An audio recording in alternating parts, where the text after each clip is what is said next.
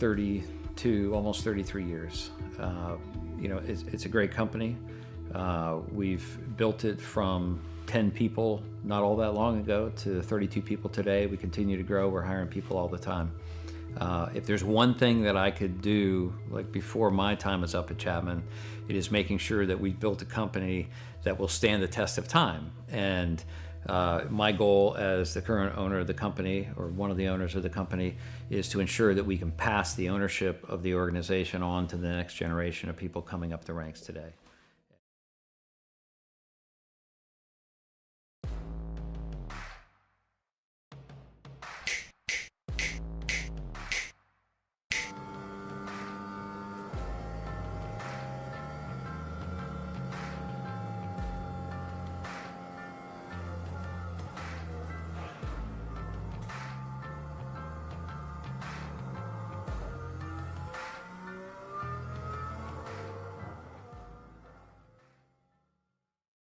One area of our business where we impact the local communities pretty heavily is the school systems. So we work for school systems all over the northern part of the state of New Jersey. We operate their water systems, their wastewater systems. We do a lot of their permitting and compliance work, and we ensure that the water that the kids drink is clean.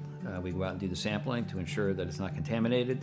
And we also treat the wastewater that's being generated at a lot of these facilities as well before it gets discharged to the environment. So we are supporting the local community through supporting the boards of education and the local school systems.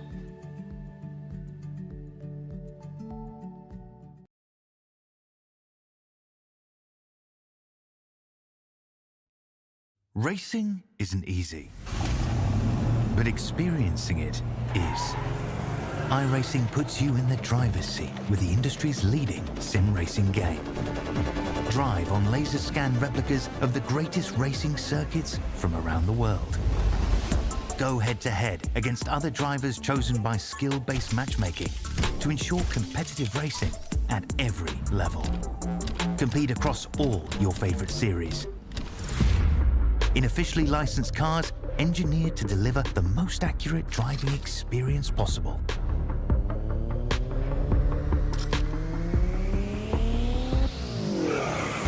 Join a race or host your own with players from across the globe. Race against the computer or in a league with friends. Feel the thrill behind the wheel. Visit iRacing.com.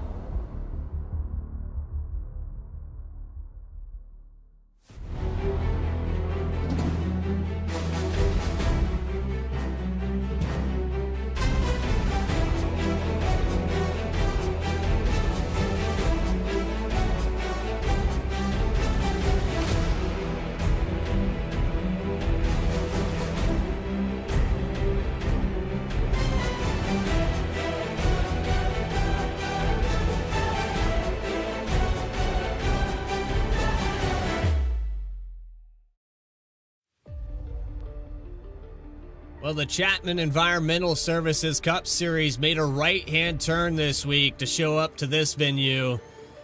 And if you're not familiar with it, it's been on the Cup schedule now for about 3 years. Here live today from the virtual Circuit of the Americas, it's the Chapman Environmental Services Cup Series live on V-Speed. The Recharge Rally, Circuit of the Americas. Welcome in, everybody. I'm your host, Bradley Cooper. Alongside me, all season long, I've got Alex Gagnon up in the booth. And Alex, this track, so challenging. Even for the professional level, top-tier Cup Series drivers, you could see the split between guys that do road stuff every single day and the drivers that are committed to oval racing. Yeah, absolutely. This track, even by road course standards, one of the more difficult ones out there.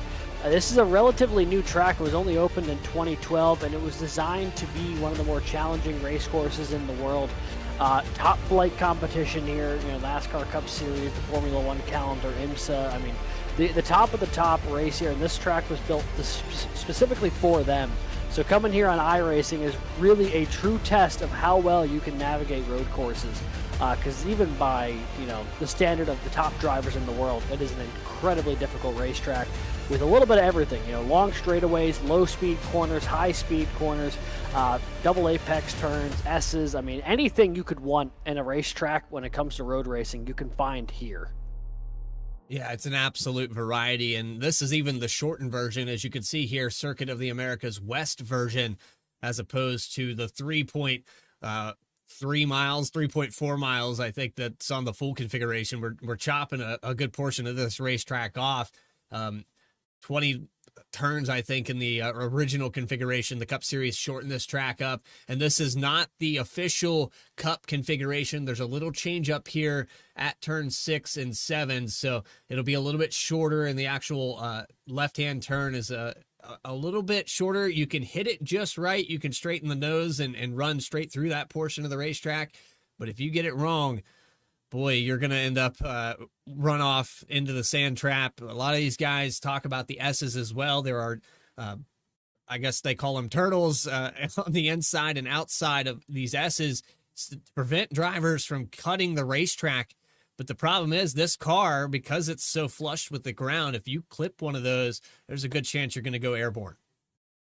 Yeah, you're absolutely going to go flying, and they've tried a couple of different things the past few years to keep cars from going through the S's, but with how heavy these cars are, it's bound to happen at some point. So the goal is just to hit the curbs with those tires and not hit it with the underbody of the race car, because the moment you do that, you're going to pop up in the air something fierce. And pulling up the current point standings after Atlanta, we've had two different winners, Nick Alves and Brandon Richardson. But it is Matt Robinson who leads the points after solid runs back-to-back weeks here to kick off the season. And he's got a 14-point advantage over Kyle Diaz. Yes, he does. And you can look through this scenario. This does not show stage wins, stage points, championship points that will be a factor. We also have 2 drop weeks here in the season, so that will be factored in at a later date. But when you're cutting things down, you're taking, the playoff style format that we've gotten used to in NASCAR Cup racing, you really have to win races. That's what's important. And as long as you can maintain through the season a certain criteria, I believe the cutoff is around 20th position, then as long as you make the races, you are guaranteed a playoff spot. Yeah, it's got to stay consistent, stay in the hunt, and you'll be good to go. Obviously, last week, an emotional first victory for Brandon Richardson. We'll see if he can follow it up here today with a good run at COTA, but I got to imagine all eyes turn to that driver currently 6th in the points. Jeremy Burns, 5 for 5 last year at the road courses. He's looking to keep that streak alive here tonight. Yeah, it's just a road master, if you will. Put it down at Chicago street course, put it down at Watkins Glen. We went to Sonoma. We went here. I mean, just phenomenal drive. We went to the Roval. He dominated that as well. It's just some guys do it a little bit better. And Van Gissenberg is the name that comes to mind that, just dominated that race. And it was actually Bell that ended up winning it. But if you put road guys out here, they'll be 2-3 seconds ahead by lap 3. Yeah, absolutely. It's something that we've seen several times before, and something tells me that might be the case here tonight. Those with the ability to run fast going left and right are going to find their way up to the front really fast here. Race length, 48 laps here today. Pit road speed limit at 50 miles per hour. That might be a little bit off here, but that is the official on iRacing pit road speed limit. 5 tire sets available. Full course cautions are deactivated tonight. It will take a complete clog up the racetrack for the track stewards to throw a yellow. We will have a stage caution at lap 10, but this race should stay green. There's plenty of runoff here. There's plenty of places for if cars get tangled up, they can get off the racing surface. And hopefully we don't see what we saw in the Cup Series on lap 1, turn 1, where we went 4 wide and a bunch of drivers getting involved in that. It's a little bit more difficult here on the iRacing service to avoid things like that. So we'll have to wait and see how that all shakes out. But Absolutely. With that, I think it's time. I think it's time to get it started. What do you think? Absolutely. Let's see who took home today's Coastal Financial Pull Award. And something tells me we're not going to be too surprised. No, probably not. Well, as soon as ATVO wants to cooperate with me, there it is. Jeremy Burns Gonna start on the top spot. We would be lying if we said we were surprised here today on V-Speed. He's gonna start on the pole with Carter Lenz to his outside. The Coastal Financial Pole Award to the number 9. Our mission at Coastal Financial is to provide comprehensive financial planning solutions tailored to each individual's unique needs and goals, with the aim of empowering our clients to make informed financial decisions and achieve their financial potential. You can find us at coastalfinancial.com or on Facebook at Coastal Financial. Through the rest of your grid here, it was a 1:37 for Jeremy Burns. Carter Lenz starting to his outside. Row number 2 belongs to Trevor Keith. Michael A. Bennett will start in the 4th position. Then it's Dakota Floyd and Kyle Stewart for row number 3. 7th spot, Tyler Harrison, Justice Murphy in 8th. And rounding out your top 10 is Jackson McGeorge and Justin Ritchie. Travis Gilbert, pole sitter last week, will roll off here. 11th, Kyle Diaz alongside. Row 7 is going to be Alex Forget Berube and Jacob Sirkovich. Row number 8 this evening is going to be the number 48 machine of Parker Johnson and the 27 of Kevin Orlando Jr. Row just behind them is Chris Nail and Trevor Erhardt, with row number 10 being Michael Call and Caleb Gilbert. Grant Turner and Christian Bresnok, 21st and 22nd. 23rd, Grant Thorpe with John Fike. Then you have 25th with Nick Alves, Matt Robinson. About 30 plus 38 cars out here tonight. Full field as we get set to go green flag racing from COTA. Here we go. Live from Texas. Chapman Environmental Services Cup Series is ready to go at COTA.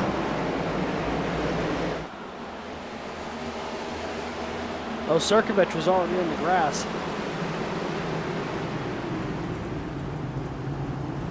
Problems already for Sirkovich. The number 5 ball's back here. And look at the 3-4 wide coming into turn 2. Tell you what, the S's is the last place you want to be that wide. Looks like somebody ended up sideways at the entrance to the S's. Smoke piling up there. Boy, it is getting messy through there. 2 and 3 wide still through the S's. They're trying to sort that out through the middle of the pack. Unreal. But it's no surprise, though, Jeremy Burns pulls away from Michael Bennett. About 1 full second already, and we're only 6-7 corners through this racetrack. Oh, big lockup there for Grant Thorpe. To see them working their way through the back half of this field now. Jeremy Burns opening up the gap on Michael Bennett.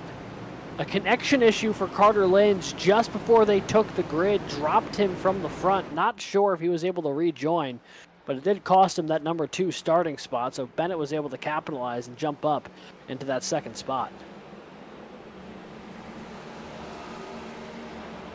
This whole field thundering around of 35 cars.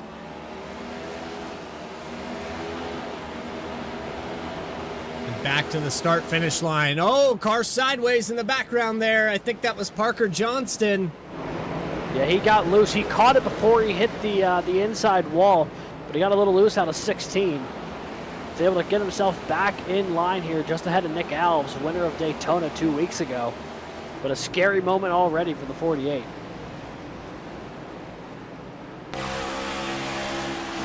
On board with the 48 car into turn 1. And down 7 spots into the back Whoa. of Nick Alves. The 24 took a shot there, and he ended up in the fence.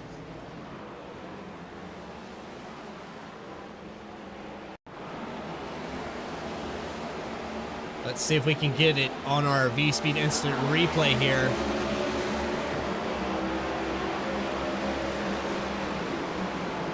'24 drove it in deep. The 48 took a wider line to get a sharper exit. The two just met in the middle. A little bit of a tap right to the right rear. Plus the 24 sliding into that metal barricade. And a lot of drivers already at the start of this thing having problems. Kyle Stewart fell back to 26th position at the very start of this. We'll have to go back, see if we can find what happened to Kyle Stewart. We saw what happened with Sirkovich. Kyle Diaz also having a problem. So many things on my session events that it's hard to pin it all down. Nice little side-by-side battle there. That's Michael Call in the 89, Michael Reed in the 91. Trying to go out of here going into turn 17. And they make their way back down the front straightaway there. Looks like Reed's going to get that spot, and he'll take over 24th. And he's got a couple of really hungry cars behind him there. Call, Stewart, Diaz, and Forget goes around on the exit of turn 1, just up ahead. He's trying to back up and out of the way.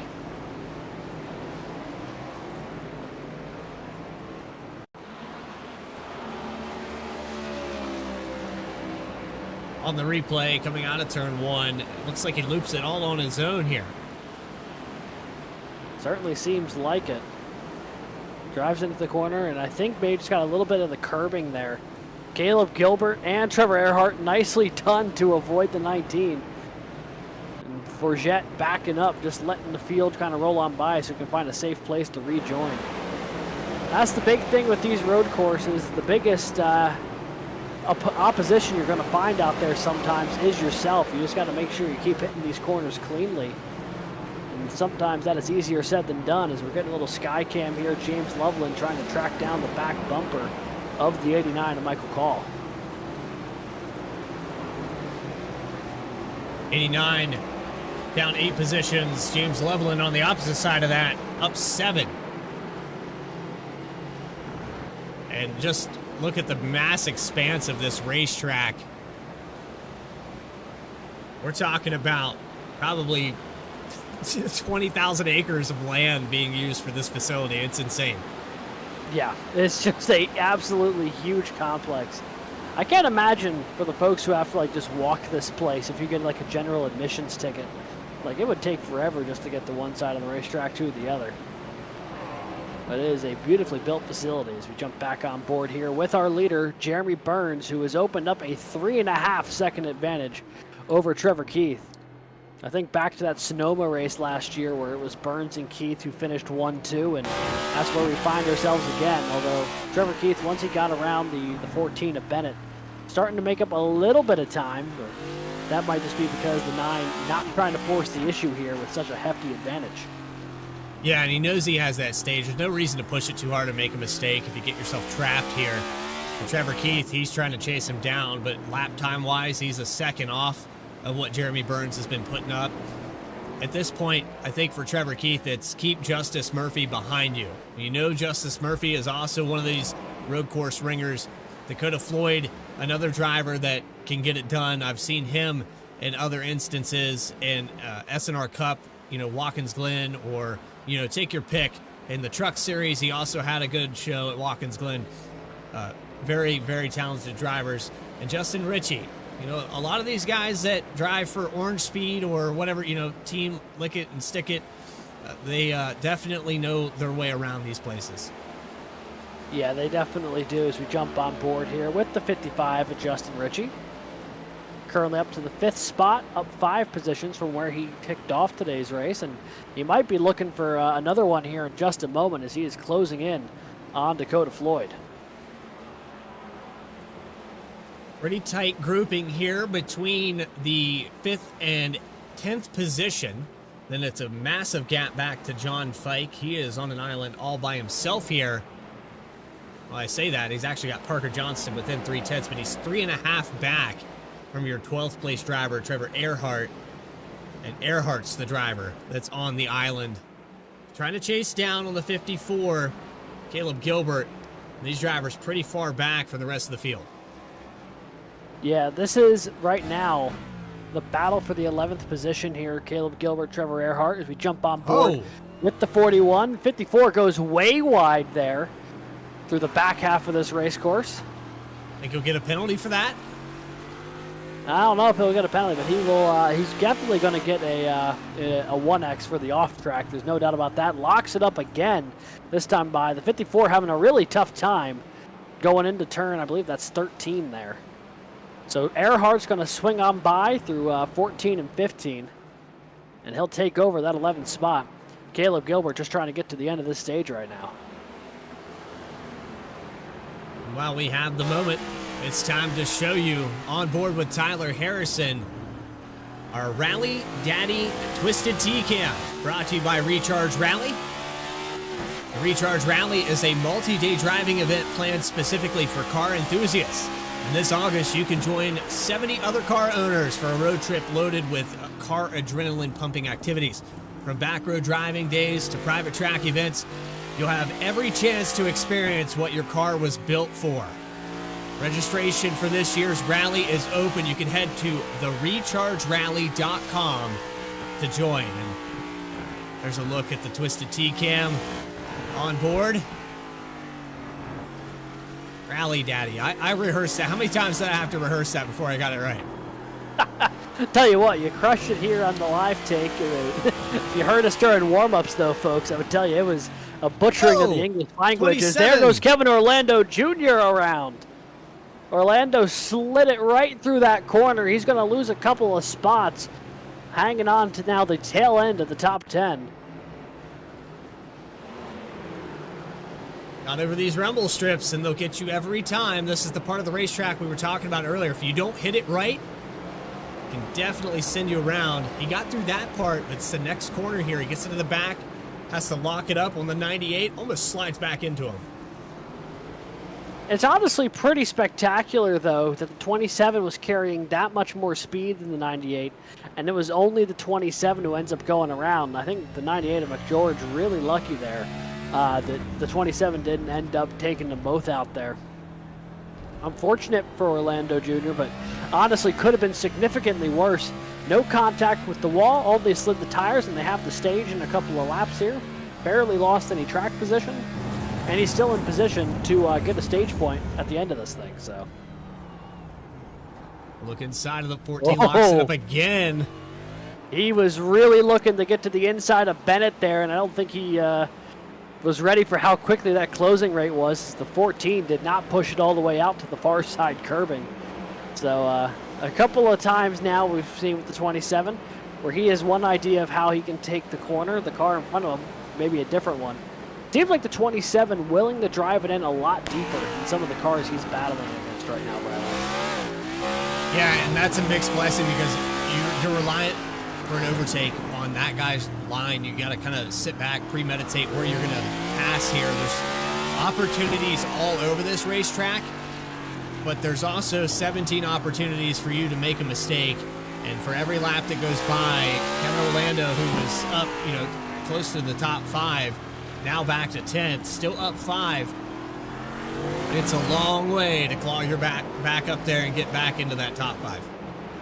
Yeah, it absolutely is. It's certainly tricky, but doing a good job right now, getting bearings put back together, back into the 10th spot here, trying to track down Michael Bennett, as he's about a second and a half clear of Erhardt behind. There's Michael Bennett, who started up in the 4th position, currently running in the 9th spot, was as high as 2nd today. Looks like he may have a little bit of front end damage. Yeah, I think a mistake was made with the 14 as well. We saw earlier. Yeah, a little bit of left front damage there to the Pacifico machine. And this is the beauty of this opening stage, only being 10 laps, is that if you have a mistake that happened here in the opening couple laps, you'll have time on pit road to fix it. The downside is with it only being 10 laps in, if you don't get that adjustment fixed on pit road, this is really going to be your only time to do so, barring a catastrophic incident with a lot of cars. So, it could be a very long evening if you don't get whatever damage you need repaired here in just a couple of laps. Then we saw right there those yellow markers that are in those S's. Those are the turtles we were talking about earlier, as we have a battle shaping up between Grant Thorpe, Matt Robinson, John Fike, and Kyle Stewart, who's trying to get back up to where he started this race. Stewart is on offense, maxed out. He's picked up quite a couple spots very quickly, but he's got 2 cars in front of him and cut the nose off here from John Fike. There he'll go to the inside. Yeah, nice little move here in 12 and 13 to try to slide on by the 65 of Fike. And EOL for Kyle Stewart dropped him to the tail end of the field. And he has made short work of a lot of the back half of the running order at the moment. He's put himself all the way back up to 17th. Still has some work to do, though. He has 3 more cars he can try to pick off in front of him.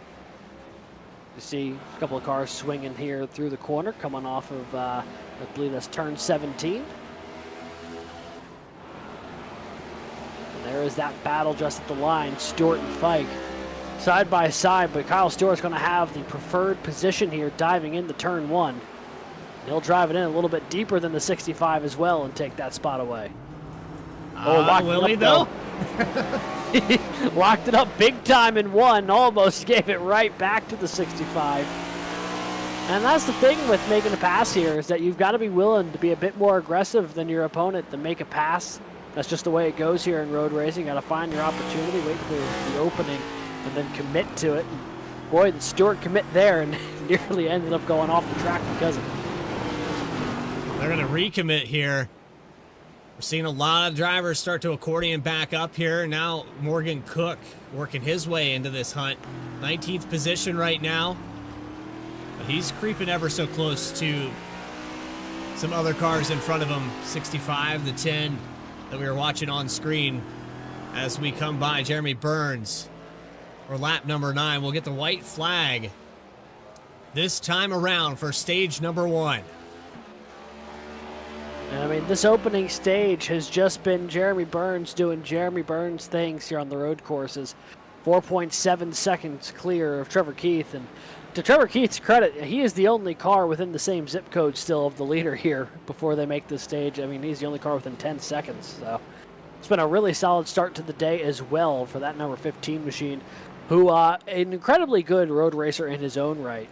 And has gotten a lot of points over the past couple seasons on these road courses. Just, it's very tough to keep yourself in the hunt for a win in this series on the road courses with a guy like Burns who's just so fluid and so fast on these road courses. But there's a little onboard with the 15, and you see just how active he is behind the wheel right now. Oh, he's wheeling it. He's got to be left, right the whole time. Micro corrections for every entry, every exit, throttle position. We'll get a look at that with Grant the Toes Turner here in a little bit as well, of just how much pedal work that we have to do to keep this car on the racetrack. It's just one after another, and every opportunity to make a mistake here at COTA. So they're going to make their way here through 14 and 15. And Burns on the exit, going to make their way into the last couple quarters of this racetrack.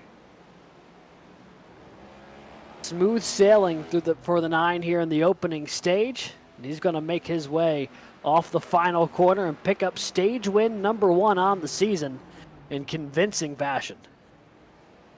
And no surprise here for Jeremy Burns. He will get race number 3, stage number 1. Will he get the trifecta, though? Pole award, stage 1, and the race win. We'll have to wait and see. And the reason they're still running is because they're waiting for the top 10 to cross the line. But with how much the opening group checked out, there's the yellow. The opening group had checked out so much, it took a second for us to actually get the yellow for the stage caution. With Jeremy Burns, Trevor Keith, Justice Murphy, Dakota Floyd, Justin Ritchie, Travis Gilbert, Jackson McGeorge, Tyler Harrison, Michael Bennett, and Kevin Orlando Jr. Going to be picking up stage points here. Some cars on their way toward the front to pick up those points. A couple of cars lucky to hang on and steal a few points after falling back a few spots. They got tighter and tighter there for the 4th position. I think crossing that line, Justin Ritchie had caught up to Dakota Floyd. You could see even racing back to catch up with the pace car. These guys still, they're going to hold their position, but that's about what the gap was when they crossed that start-finish line. Yeah, it was about to shape up to be a very interesting battle for 4th there between Ritchie and Floyd. If they both have clean pit stops here, it very well could be a battle we see pick up the moment they go back green flag racing. Pretty entertaining opening stage here. where is the pace car? That's the question that Jeremy Burns is asking. He is not having the easiest time finding it, that's for sure. Let's take a look. There here. it comes. Through the Pace wall. car now going to peel out.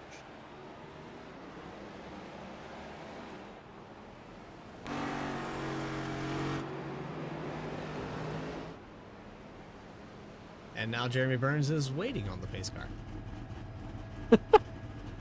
The pace car and Jeremy Burns have had a quite the saga here in about the past lap or so.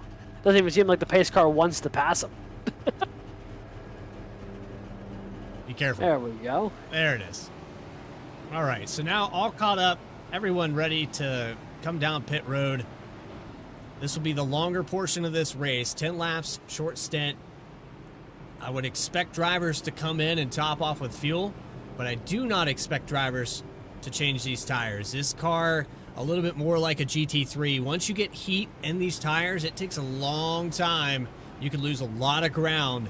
If you took 4 tires on this stop, yeah, maybe in 10, 15 laps you have an advantage, but do you make that gap back up? I mean, the top 5 could drive away. Yeah, and that is the interesting philosophy. The only real choices here are either no tires or 4, because with it being a road course, you can't even take 2 because you have to do the left and the right. So we'll see if anyone takes 4 tires. We'll see if anyone just takes fuel only. Can't imagine the tire degradation is too significant, though. I mean, they maintain this track so well that if there's any road course that is going to see really extended tire life, it would be here. And of course, we get the capture and time moment of the surface versus, real life, where you'll have degrading asphalt and maybe portions of the racetrack that chew up the tires a little bit more. Here on iRacing, it's kind of a freeze frame of what the track was in 2019, I believe, is when this was added. Maybe 2021. I might be getting a little further back than I originally anticipate, but this track was captured and laser scanned around that time during COVID, I believe. You're kind of seeing what this surface would be like freshly paved. Yeah, I mean, at this point, from where it was scanned, it'd be less than a decade old. But, all right, coming through turn 16, we'll see what takers we've got for pit road. You got to imagine it's going to be the entire field to top off on fuel to make it to the end of this thing. Or at least to try and get closer to. And it does seem like everybody going to make their way down pit road. That'll be a very busy place. It's an opportunity to gain some spots here and get some track position. So Jeremy Burns leads them in. Trevor Keith, Justice Murphy, Dakota Floyd, Justin Ritchie, Travis Gilbert, Jackson McGeorge, Tyler Harrison, Michael Bennett, and Kevin Orlando Jr. on that top 10, now hitting their stalls. All right, everybody is in. Let's see what the call is. Looks to be a lot of fuel onlys for that top group.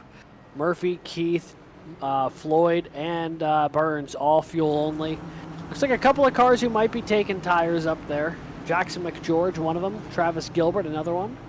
Kyle Stewart in that mix. So a few takers to put on new tires, but a lot of folks were fuel only that time around. Well, just like that, we're back to Green Flag Racing in just a moment. You are watching the Chapman Environmental Services Cup Series presented by Racing Revolution and the Recharge Rally Circuit of the Americas. More coverage live on V-Speed right after this. Chapman's been around for 32, almost 33 years. It's a great company. We've built it from 10 people not all that long ago to 32 people today. We continue to grow. We're hiring people all the time.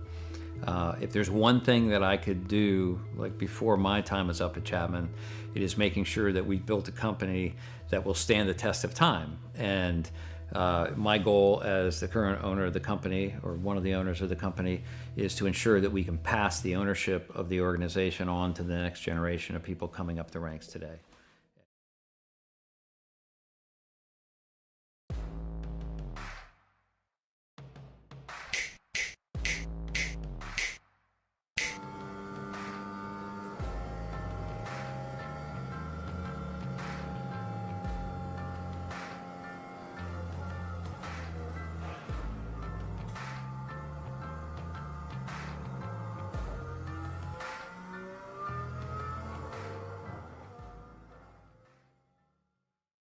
One area of our business where we impact the local communities pretty heavily is the school systems.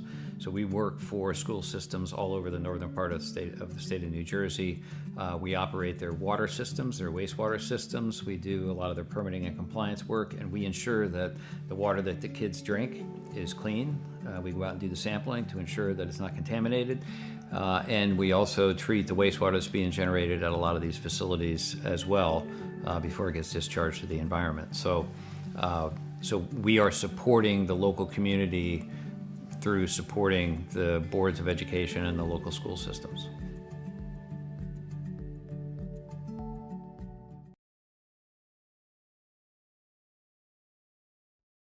Racing isn't easy, but experiencing it is. iRacing puts you in the driver's seat with the industry's leading sim racing game. Drive on laser scan replicas of the greatest racing circuits from around the world. Go head-to-head against other drivers chosen by skill-based matchmaking to ensure competitive racing at every level. Compete across all your favorite series. In officially licensed cars, engineered to deliver the most accurate driving experience possible.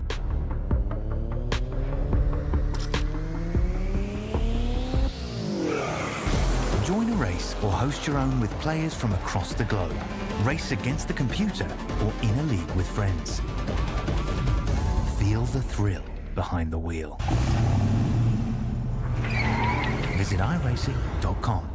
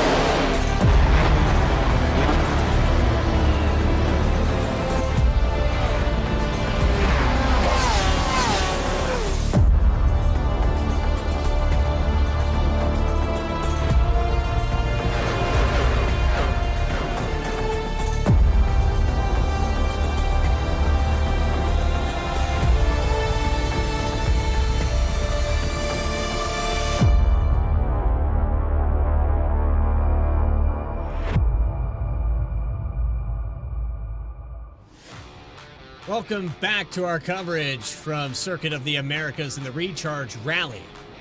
Event race number 3, Chapman Environmental Cup Series presented by Racing Revolution. We're getting set to go back green here. Jeremy Berninger, stage winner in number 1. No surprise there, but can he do the trifecta? As we get set to go back green flag racing, pace car out of the way. Let's go back live action here from COTA. It's green flag underway.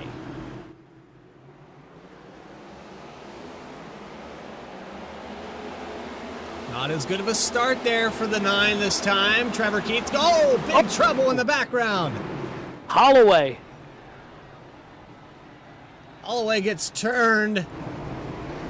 When Jeremy Burns and Trevor Keith were side by side there through that portion. Richie's Wreck it around again. the wall. Car is spinning off the exit of turn 1. And that includes Justin Ritchie. Had such a great opening stage to this race.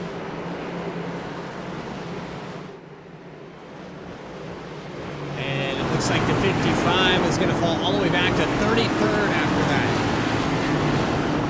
Absolutely brutal. He had finished the opening stage in 5th.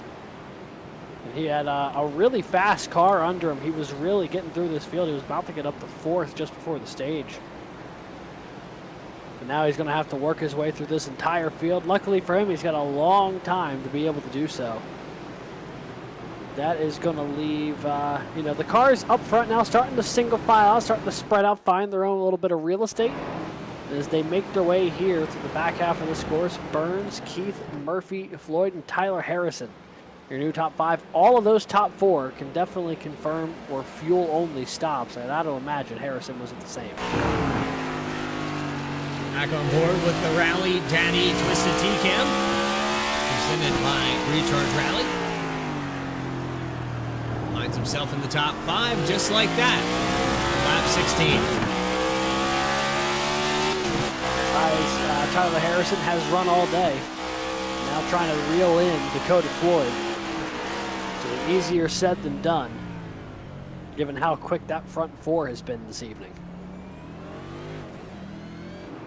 Little short shift there through turn 1 as the 48 of Parker Johnston, who's up 9 positions in the 48, looking pretty stout here.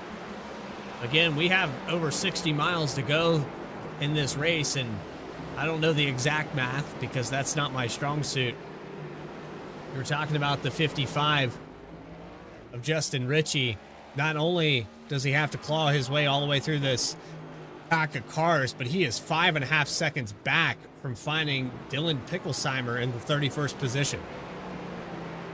Yeah, it's going to be easier said than done. The only thing you can really do at this point if you're Justin Ritchie, keep hitting your marks, keep running clean, quick laps, and just let the attrition fall through. We've seen a lot of cars make mistakes out here tonight, and he's just going to have to rely on that a couple more times to start getting some of those positions back and getting back into the hunt here with the field. So Burns already pulls the lead out to 1.4 seconds. You saw some contesting there on the restart. Trevor Keith had the lead, and we will count it as a lead change. We might not count it on our ATVO overlay, but in my heart, that was a lead change. Even for that brief fleeting moment, the 15 was ahead. So it's going to be listed as 1 caution, 0 lead changes, but there was a little bit of a stretch of track where he had the advantage. And you got to imagine if you're the 15, you're going to try to do anything possible to regain that. But that is a tall order here with Jeremy Burns out in clean air. On board here with the number 9. And the Nike logo, just do it. That's his mentality here. Send it into the S's, just do it. Little cut there. So much throttle control. When I sit back and watch these guys go around places like Infineon and COTA, it just breaks my brain of what these cars are capable of, especially here in the A car. Yeah, and especially you see how Jeremy Burns attacks these corners. There's an art form to getting as much of that corner as possible, getting that car to move as linear as it can through those corners without disturbing the balance of the car, without getting on the turtles, popping up, moving off the racetrack. I mean, it's just such a fun watch because you can tell just how effectively he's getting through each of these corners every time. He is leaving nothing out there for the imagination and leaving no time unfound on the track. Well, not only with that, though, you got the other part of remembering where you are on this racetrack. Because there's 17 corners, some of it looks similar. There are portions of this racetrack that you come out of the exit and you're thinking, okay, I'm in turn 6, when really you're getting set up for turn 11. It's very difficult to remember. Maybe 6 isn't the best example, but there are parts of this racetrack that look very similar, and when you go to the full course, it's even worse. For me, personally, I don't even know the place. I've had it on the service now for 2 seasons, and multiple different, series have come here and raced. I've watched plenty of broadcasts and presented a lot of coverage. I still, to this day, don't know how to get around this track. I'm not even going to interject myself in that line of questioning, because the last time I ran a road race, I ended up in the fence upside down, so that's about as far as my road acumen's going to get me. But I have a deep appreciation for the folks who can do it and do it well here in these heavy stock cars. We jump back to this nice little battle forming for 7th. Michael Bennett's got it, but Kevin Orlando Jr. and Travis Gilbert are actively trying to take it away right now. All nose to tail as they make their way down into 16.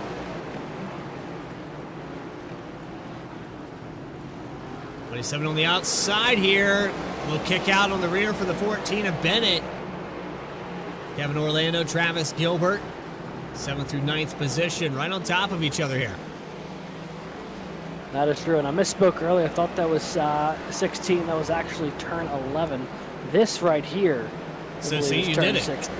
You And did that was exactly. exactly what we were talking about. Even with the Skycam, those two parts of the track look pretty similar. But now as they make their way back onto the front straightaway, you can add John Fike to this battle potentially as well. He had a good string of corners. And now we've got 4 cars nose to tail all trying to take away P7. 7th through 10th, within a second of each other. And the 14's and it's around. Oh, and the Oh. 54 of Gilbert almost gets a piece of it.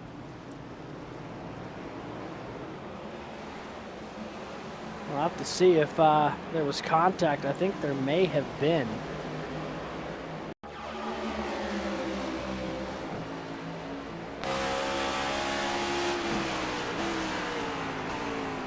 What's fascinating, you see, yeah, we saw back in that first stage, as you see there, contact between the 14 and the 27. In turn 1 specifically, there was almost an incident between Bennett and Orlando Jr. with how differently those two attacked that corner. They got lucky that first time around. This time, though, not as fortunate. The 14 ends up getting the worst end of it. He's going to fall outside the top 10.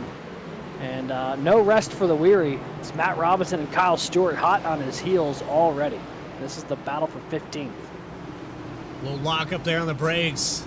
And the 14 who just fell back here after that contact, now running Michael Reed and Michael Bennett back and forth with Robinson, Stewart, Diaz, Turner.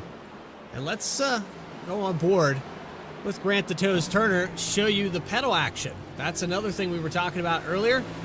This is how much they work the pedals at this racetrack.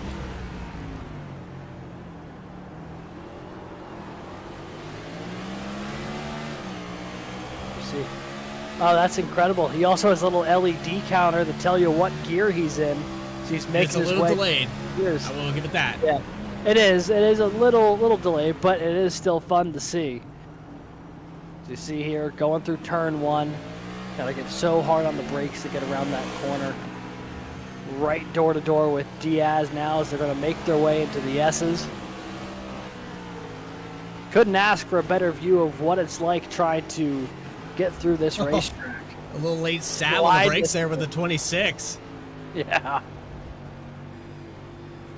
Yeah, this is definitely the best angle that we could ask for, and I love the gear count.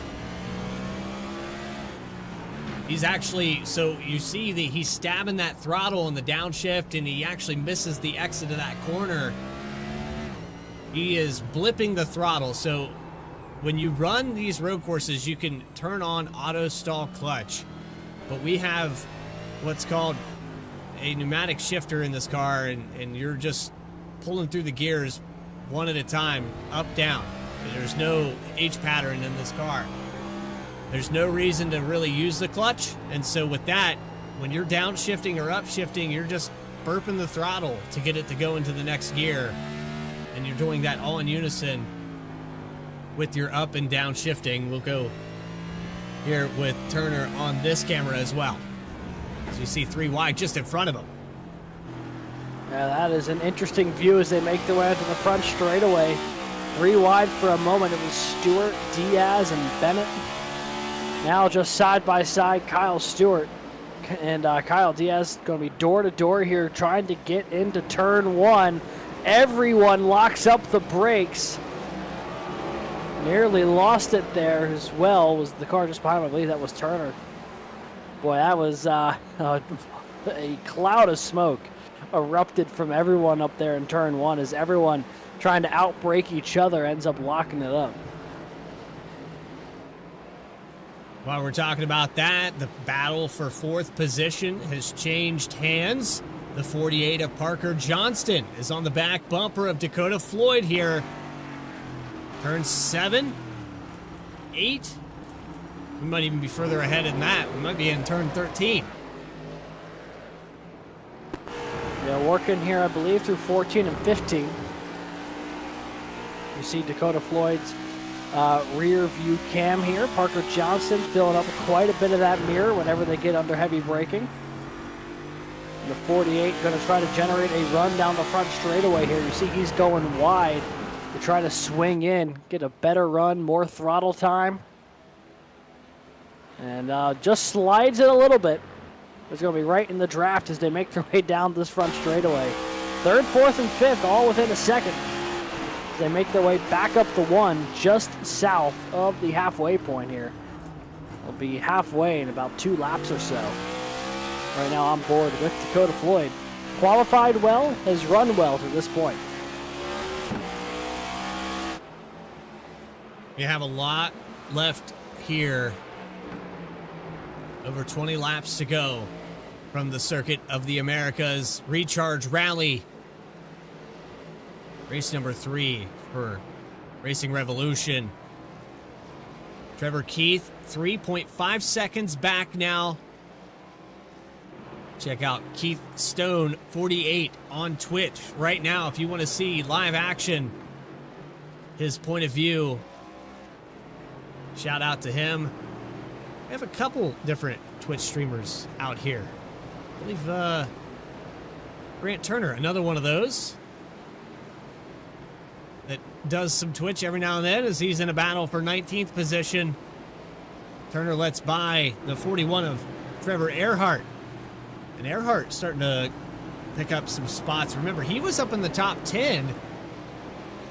Not sure. He got damage there. I want to say it was back on that restart where he lost all these positions. Yeah, back going in through turn 1. He was one of the 2 cars. It was him and Justin Ritchie who got out of sorts there in turn 1 on the restart. He's had better luck than the 55 here getting that track position back, although the 55 has gotten back up into the mid-20s. Trevor Erhardt, though, inside the top 20 and looking for more. Currently scored in the 19th position. Just about a second and a half off from Michael Bennett, who's the next car ahead. You can see that whole line of cars just in front of him. And those are all for position if he's able to get up into that mix.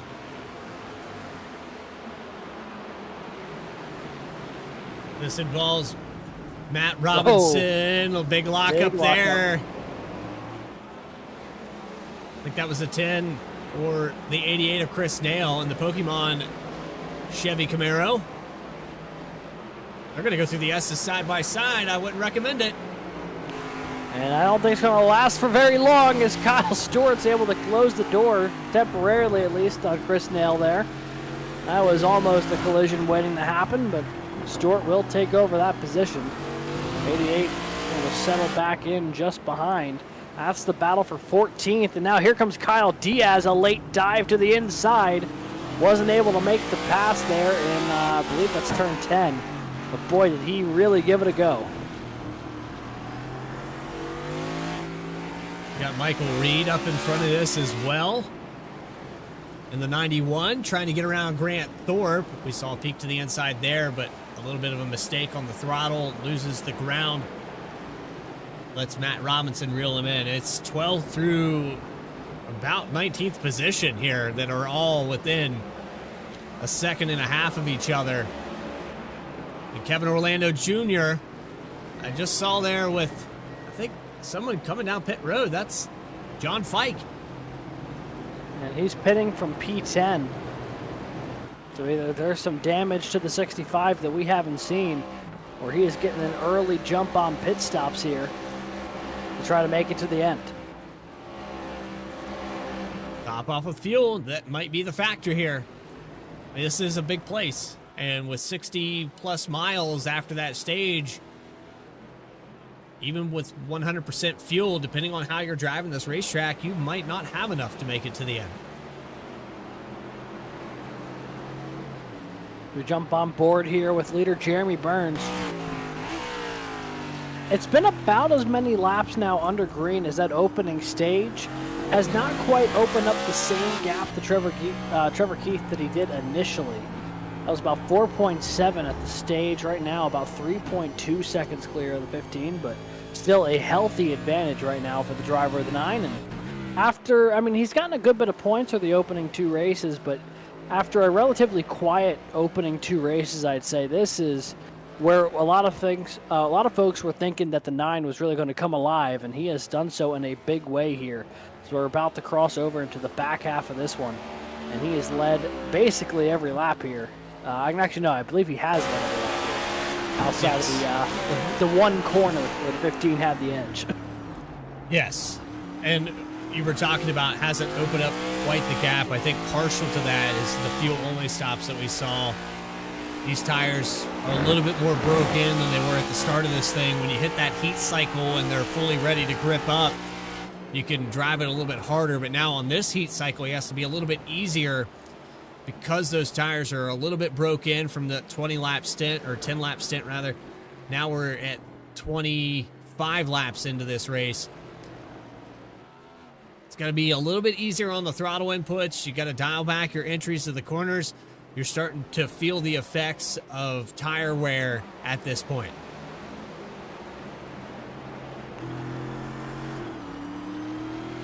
You see here from the onboard. I mean, it is the only car you can still see in the shot at all was the 15 of Trevor Keith. So it's over 10 seconds between Burns and third place Justice Murphy. Tell you what, though, Justice Murphy is in a battle of his own right now. Dakota Floyd has gotten to the back bumper of the 12. He's held off that charge from Parker Johnston, and now he's on the offensive instead, trying to get onto the podium. The Ray Brigg 57, the 12 of Justice Murphy. All about bugs on that machine. Parker Johnston was in this hunt a minute ago when we last mentioned this battle for the top 3. We're talking about other drivers on the same team as Dakota Floyd. They've had bad luck. Kyle Stewart trying to claw his way back up here after that EOL. You had the 55 of Justin Ritchie, who is not really gaining much time. I think this car maybe has more damage than it's letting on. It certainly might. He's gotten back up to 27th, but I mean, it just does not look like he's able to really get the throttle down the way he was earlier on in this one. And there seems to be pretty significant front-end damage to that 55. Oh, big contact in turn 1. Michael Reed nearly went for a crazy ride there in the 91 machine. He got absolutely tagged by the car behind him. Nearly lost it there. It was a late commit from somebody. I want to say it was Chris Nail. Just moved him up and out of the way.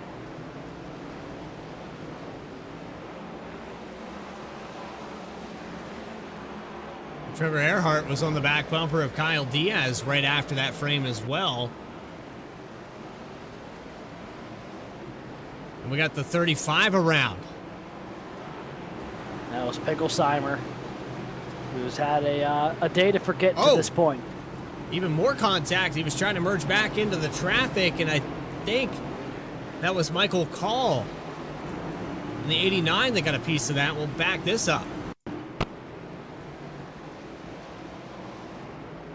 Yeah, they were side by side here going into 11 and just, ran out of room. Maybe a little bit of net code.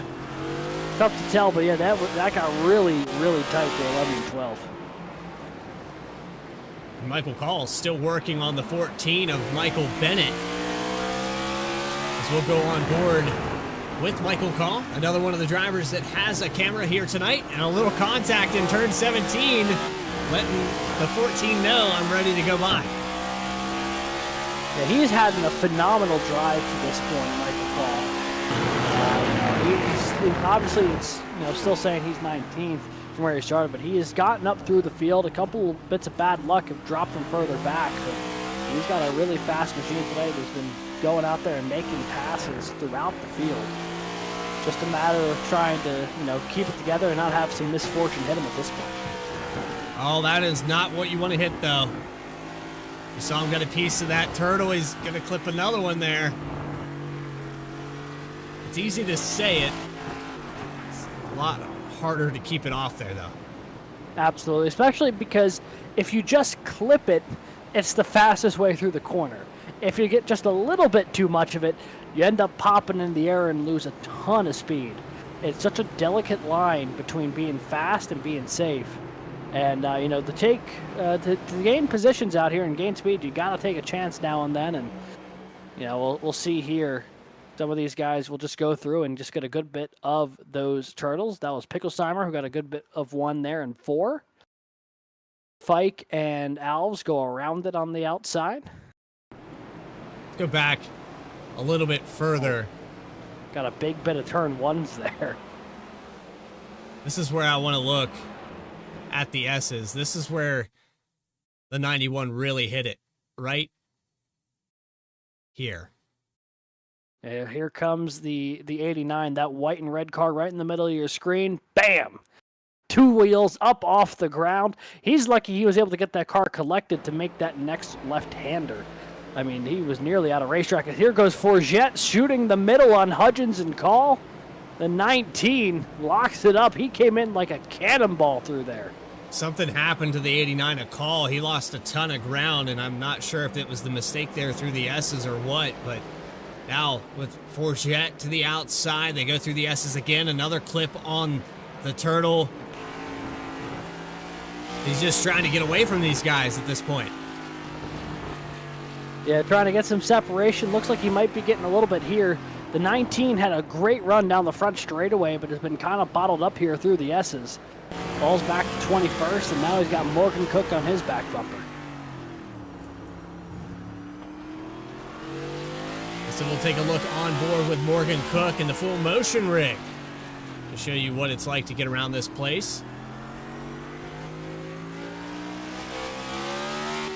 Justice Murphy and Dakota Floyd have spread back out while this battle is going on. Dakota Floyd has lost about 0.6 of a second. He had caught up to Justice Murphy, was all over the back bumper. Still plenty of time left to do it. About 19, 20 laps left. On board now with the 51. Started in 32nd. He's gained 10 positions. He's got 4 more in front of him if he wants them. How bad do you want him, Morgan? We'll see if he's able to reel him in here. You see Forget, another great run off of 17. He's going to get to the inside of Devin Hudgens. Nearly a little bit of Doran going down into turn 1. Very shallow entry for the 19. But he is going to be able to take that spot away and move up into P20. Devin Hudgens, we're looking off the back. Morgan Cook just behind him. Hudgens, another one of the drivers that has a camera here tonight in the full VR.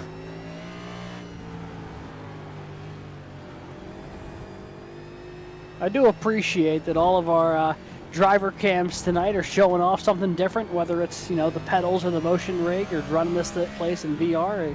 Everyone's got their own system for how they make it work around here, and it's pretty cool that, despite all the different setups, they're all running, battling out there with each other right now. When you've got probably 17, 18 different main brands of hardware with wheels and pedals and systems, your PC. There's so many ways to get on the iRacing service, and it really is top tier. They make it very, very affordable, but if you want to take it top tier, you can spend every bit of $20,000 to have every part of a real car. I mean, minus actually building one. And a lot of times, Alex, I don't know about you, but we got a 91 of Call around. Nice read, actually. Sideways there, coming off of 17. Don't know exactly what happened. He was having a great run to that point, up inside the top 15. He was up like 20 positions. We'll see if he had any help or just got loose. We'll look here into turn 17. There's some contact there with the 11. I think this is where, nope, he's trying to avoid that exit, and he had room. He changed his corner exit to try to avoid hitting the 11. That he did. And to what you were just saying earlier about the curbs around here, Bradley, I just saw through the S's, Trevor Erhardt absolutely obliterated, I think it's the turn 4 turtle, and did a full slap wheelie up and over. Let's take a look at it.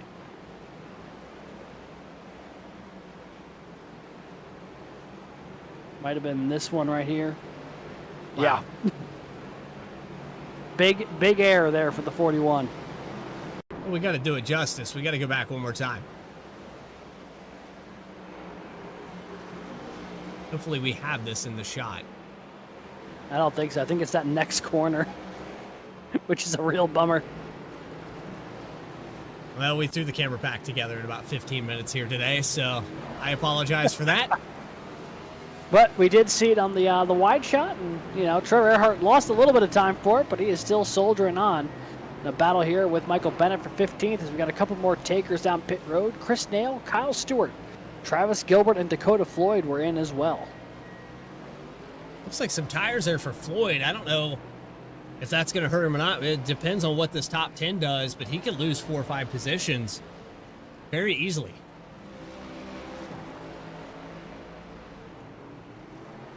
He's going to be mired back in traffic as well.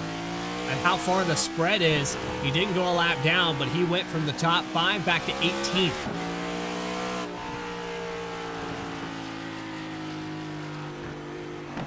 So a lot of work that's going to happen here for Floyd to get back up into the mix, but he's got fresh tires to try to make it happen.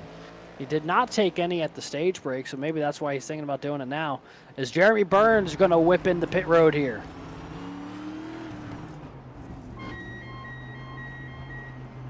So for Burns right now, this is going to kind of dictate. I think if he does a fuel-only stop, I would not be surprised if more drivers in the top 10 do a fuel-only on this pit. He has a decent enough lead. Trevor Keith is just now coming out of turn 17. Yeah, that's a really healthy advantage for the driver of the 9. It's like Keith's going to come down pit road here as well. He just gets to his box as the 9 peels away. We'll see if the 15 did a fuel-only stop as well. Seems like it. Yeah, this more is gonna... takers here. Turner and Erhardt and Bennett all peeling down pit road as well.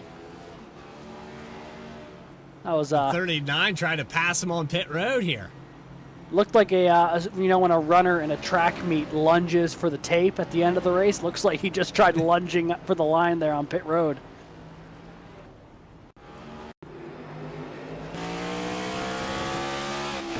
Take one more look at it here. I wonder if it's because the 14 gets a little stacked up. No, it's trying to get back up to speed and right at the commitment line, man. Trying to get everything out of that pit road entry. Well, I mean, he passed the car, or got to a car. Wasn't enough, though. I am now concerned, though, for Dakota Floyd. He took 4 tires on that stop. He will work back up to 6th position and maybe a little bit of a tire advantage, but after this all cycles through with pit stops, the fuel-only guys, I think they're going to have such a gap that Floyd's probably not going to get back up there to 4th.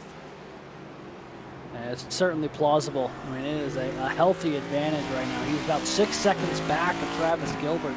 It was a car he was ahead of going into this pit cycle. And the fresh tires, I'm sure, will feel kind of nice, maybe drive into some of these corners a little bit deeper. But that's the thing with these road courses, especially ones where the track is smooth as this one. There's not a ton of tire fall off, and you can still attack the corners pretty similarly 20 laps into a run than you could on fresh tires. Burns back out there 10 seconds ahead of Trevor Keith. Parker Johnston into the top 3. How about that for the 48? He was able to cycle. He's got ahead of the 12 of Justice Murphy. Murphy falls back to 4th. Into turn 1, though. Back on offense. Car in the grass there. Not sure who that was. We're going to have to back this up. Yeah, we'll take a look here. I don't know.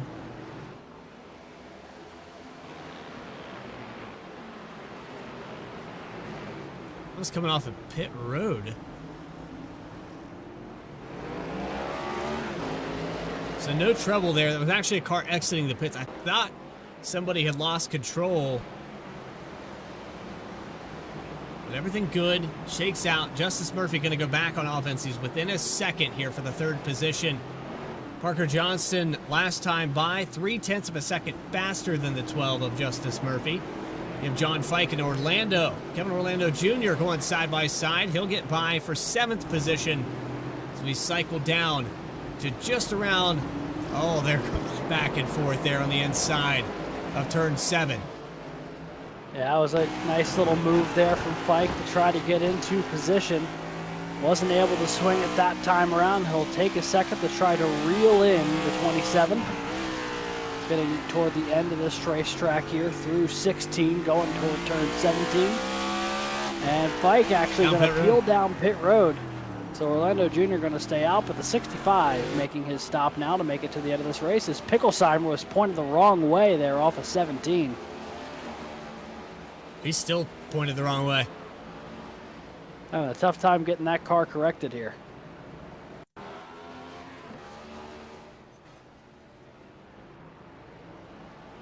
That's through the exit, and we saw that earlier with a car that tried to adjust their exit of this corner. Man, this was just too much throttle all at one time. Yeah, that's something that can happen here on these lower speed corners, especially when you put some laps onto these tires. Eventually, you just got to be mindful about how hard you get on that throttle coming off the corner when that car isn't fully pointed straight ahead. Has the tendency to have the rears try to outrun the fronts and loop around like we just saw. A little bit of a blinking issue there for Michael Call in the 89. Morgan Cook in 19th position. Everyone has cycled through for pit stops. Christopher Schaefer was the first one down pit road. He is a couple laps down, had some damage. He will be in the 32nd position as it sits right here for the 23. I think that was the car I saw earlier in turn 1. I thought maybe it went off the track, but he was coming into pit a second time. And it's just an eternity around this place, and we'll get a look here from the blimp camera, the mass expanse of this racetrack. Jeremy Burns, still your leader, and we'll have just over 10 laps to go. Don't go anywhere. Coverage will continue. The Chapman Environmental Services Cup Series Recharge Rally Circuit of the Americas, live on V-Speed. Don't go anywhere. More coverage for Racing Revolution right after this. Chapman's been around for 32, almost 33 years. It's a great company. We've built it from 10 people not all that long ago to 32 people today. We continue to grow. We're hiring people all the time. If there's one thing that I could do, like before my time is up at Chapman, it is making sure that we built a company that will stand the test of time. And my goal as the current owner of the company, or one of the owners of the company, is to ensure that we can pass the ownership of the organization on to the next generation of people coming up the ranks today.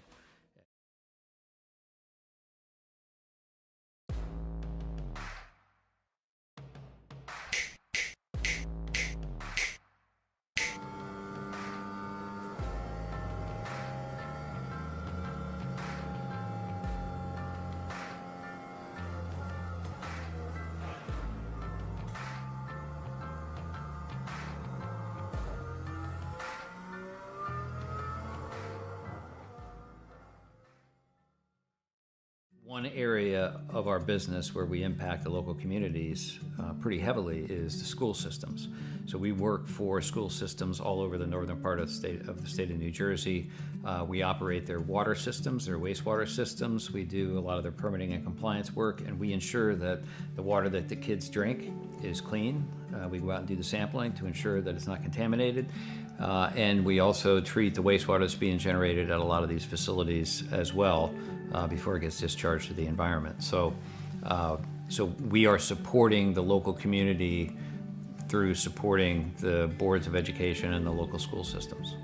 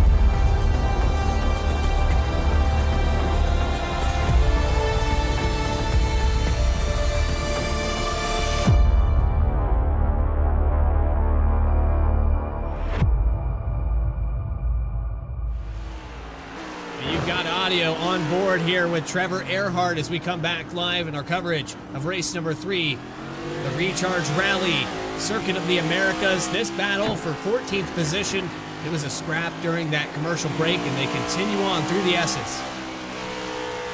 Yeah, we were keeping an eye on a little bit there during the commercial break, and Bennett, Erhardt, and the car behind him, whose name escaped me, Grant Turner, all three of them. And a good little battle there. It continues here through the S's, now onto turn 6. As they'll make their way onto the back half of this racetrack. It continues to be Bennett just up ahead. But tell you what, Grant Thorpe, Kyle Stewart were having one heck of a slug fight just up ahead of him as well. We're getting around the lap car of Daniel Holloway. And Kyle Stewart has spent most of this race trying to rally from behind. This is about as high as he's been all day long, up to P13. Qualified 6th, but then the line dropped him to the tail end of the field early. And it has been trying to just charge through the field ever since. So for Kyle Stewart, this is a possible top 10 day. He's got Travis Gilbert up here just exiting turn 17 down the front stretch.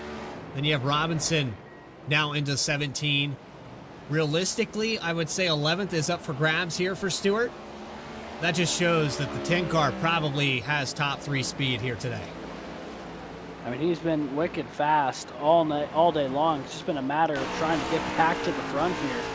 And, you know, anytime he's had the opportunity to make it happen, he's been making moves. But it has been a difficult pass here for 12th, Grant Thorpe.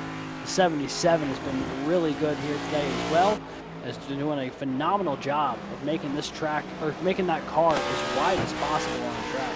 So we'll jump back here. This is Bennett and Erhardt coming up on Holloway here through the S's. Could be an opportunity for the 41 to use the 21 as a pick going through 6 through 9. Let's see if Holloway gets out of the way. Oh, he locks it up. Not the opportunity he needed.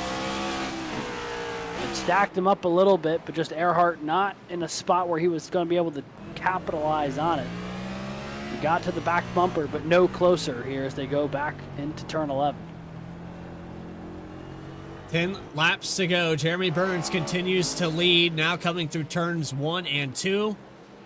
He'll thunder on to the S's portion of this racetrack with a 10-second lead over Trevor Keith, who has been in second spot for 99% of this event.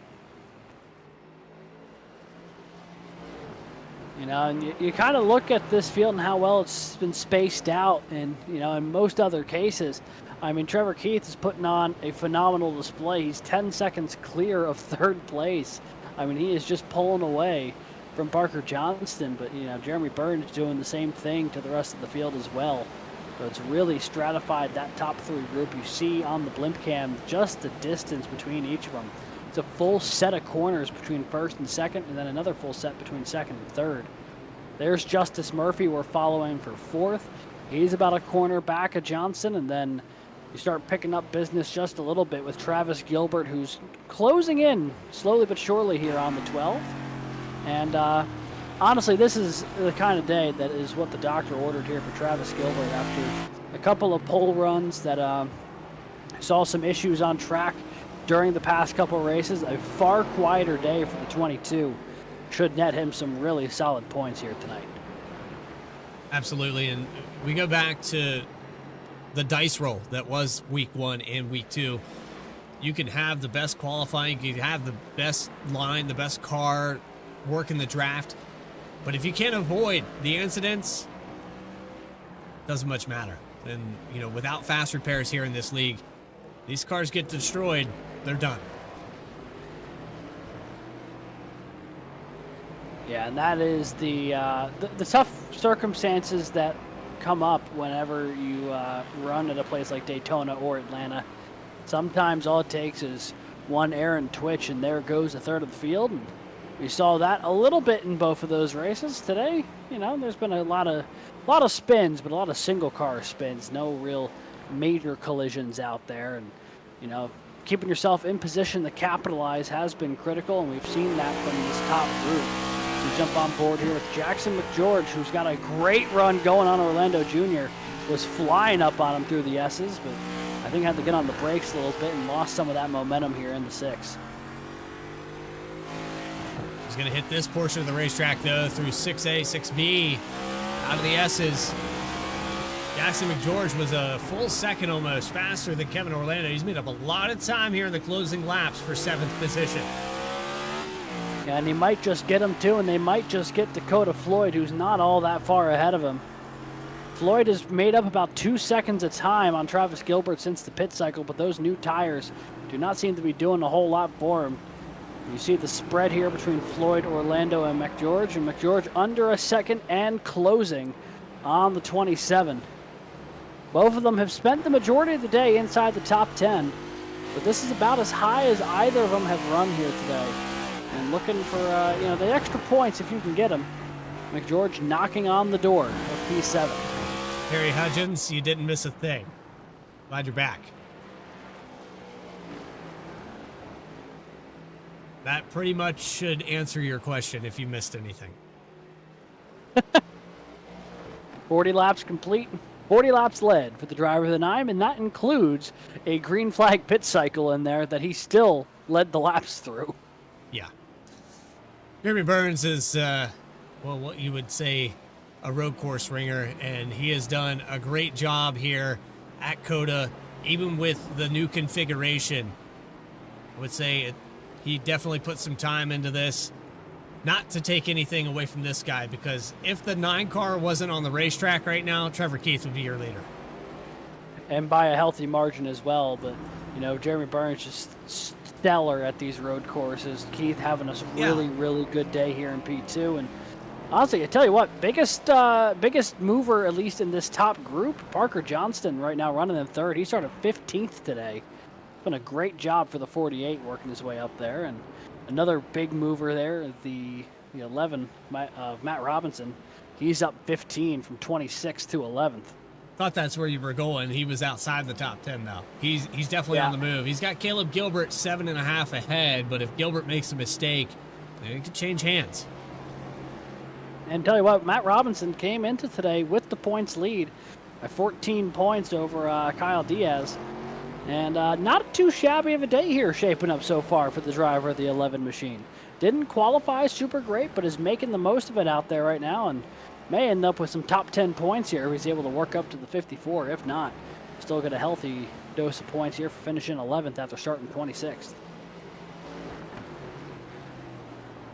Ready for oval action next week, as am I. We'll talk about that in just a moment as we come up on 5 laps to go. Getting ever so closer to that. It'll be 6 to go when they cross the stripe. Jeremy Burns has led every single lap here from COTA. I think, you know, it goes to say we run limited amounts of road racing in stock car venue.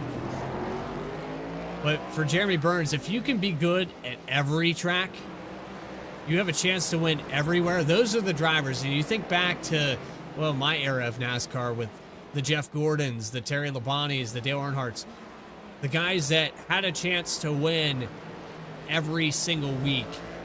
Those are the guys that are most likely going to win a championship. I don't understand, for the life of me, how we have four times here, Rob Rader has put it down in the 53, and he's not even here tonight. No, he is not. I was about to say, we haven't even mentioned him tonight, and then I realized the reason we hadn't mentioned him here tonight is because he wasn't here tonight. But yeah, I mean, Burns. Tony Stewart's another one. Yeah, absolutely. Another phenomenal road racer. I mean, he was one of those guys you just drop him in anything, he's going to be quick. Feels like that's the case a little bit here, too, with Burns. I mean, he had 5 road course wins last year, but he also paired that with 5 oval wins across the season. Maybe just not in dominating fashion like these road courses, but had some absolutely standout victories last year, including that incredible comeback in New Hampshire, where he got back 4 laps through the middle of that race to come back to win it. And Jackson McGeorge here has taken away P7 from Kevin Orlando Jr. while we were talking about that. Nice little move here, shaping up into 16-17. And you can see that sequence on how he gets this spot. Actually, this is 12 and 13. I mean, he was putting the pressure on him. It was only a matter of time. He was within a couple tenths for at least the last 5 laps. And just a mistake here from Orlando. Yeah, 27. I think it's a little wide in 17. Just opens the door there to 98, able to make his move. He's able to pry that spot away after the 27 gets a little loose. Oh boy. Take that spot away, and they are knocking on the door of Dakota Floyd for 6th. Boy, he is there. It's not over yet for the top 5.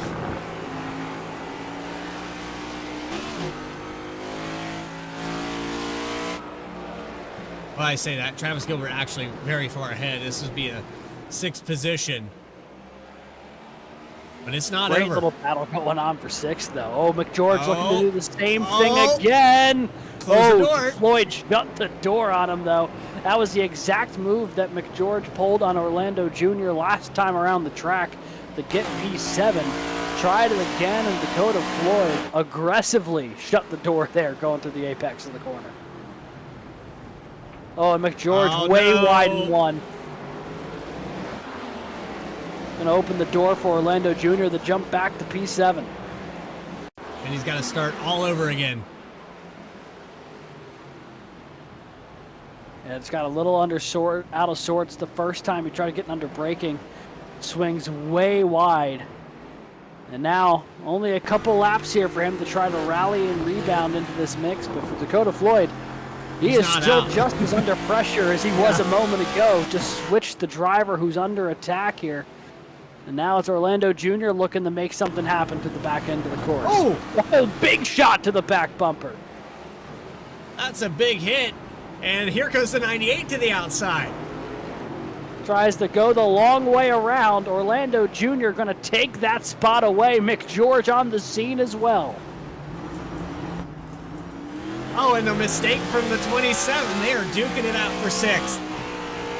What a phenomenal scrap here.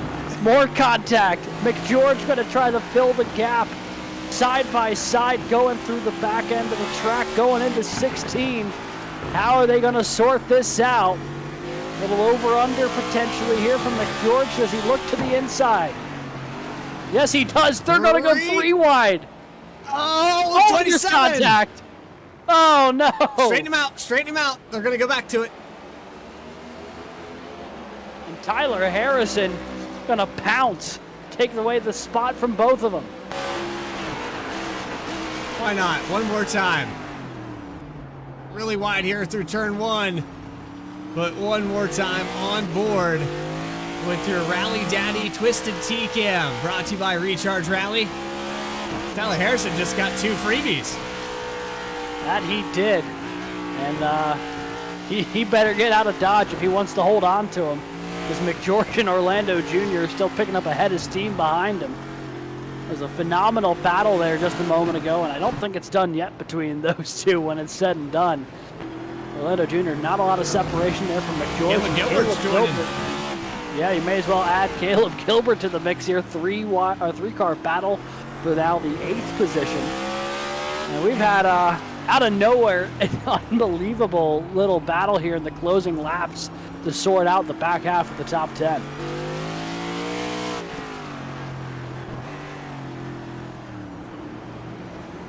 This is where road racing can get fun, and I really, really wish that we could see this all race long. It's just, everybody has a different way of getting around this place. When you see 3 laps to go and a 12-second lead, you think, well, man, this thing's over with. But you still got positions, you got battles all the way through this. You got Alex Bourget Berube battling with Grant Turner. This is for 16th position. You also have Michael Reed. Actually, that's the 35. I apologize for that. Michael Reed's the 18th spot, 3.5 back. You've got Nick Alves, who started a lot better than he's running. Actually, 25th. Thought I saw Alves up in the top 10 here at some point. Yeah, I think he got caught up in one of those early incidents going through turn 1. But tell you what, you jump up 2 cars in front of him, and do my eyes deceive me, or is that the 55 of Justin Ritchie, who has now worked his way back to the top 20? Now, maybe a little too late here to salvage the run he probably should have had here today, but got a lot of spots here in the past couple laps, and is going to at least salvage something from the day. Dakota Floyd can breathe again as those drivers took themselves out of contention for the 6th spot. Floyd fought hard to maintain this position. He's not out of the woods yet, though. 2 laps to go. Jeremy Burns comes by to take that. Now into turn 1. 12.5 ahead. He's got some lap traffic ahead. Trevor Keith, Parker Johnston.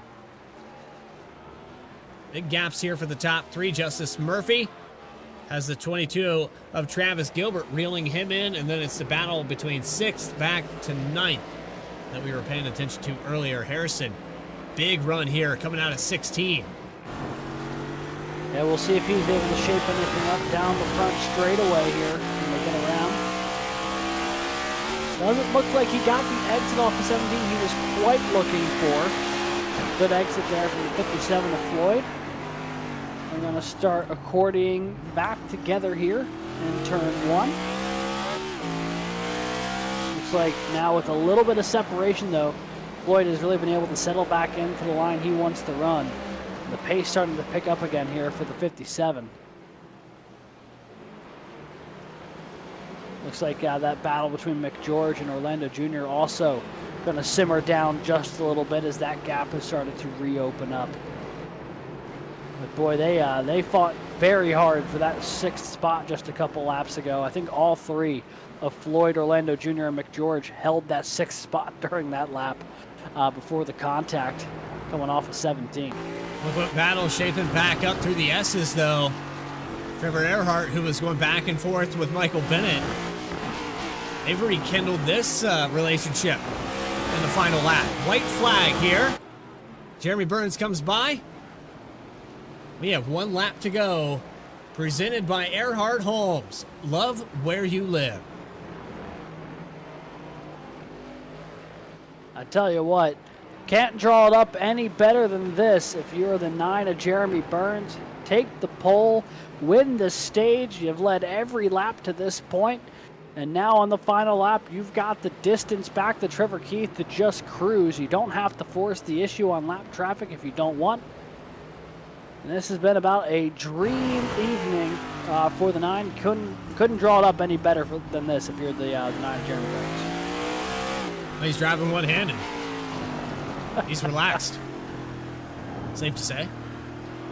Seems like it. That is a man ready to celebrate a victory, but also not the least bit stressed at the moment. Well, here he comes through the final portion of this racetrack. Jeremy Burns with a dominant performance. He will lead every single lap here today from COTA. Final portion.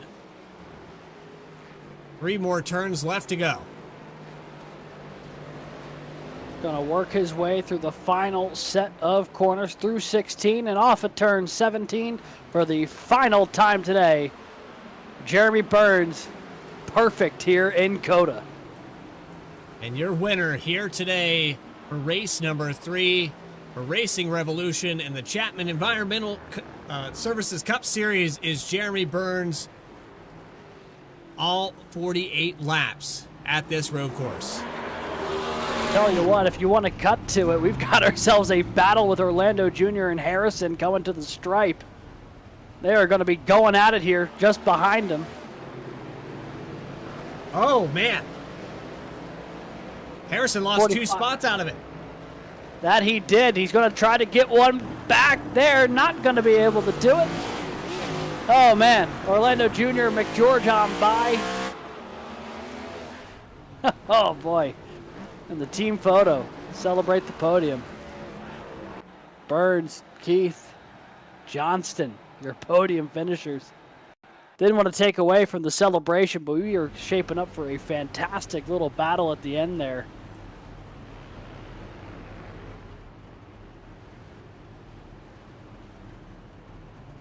We'll clip it right there. That's the photo.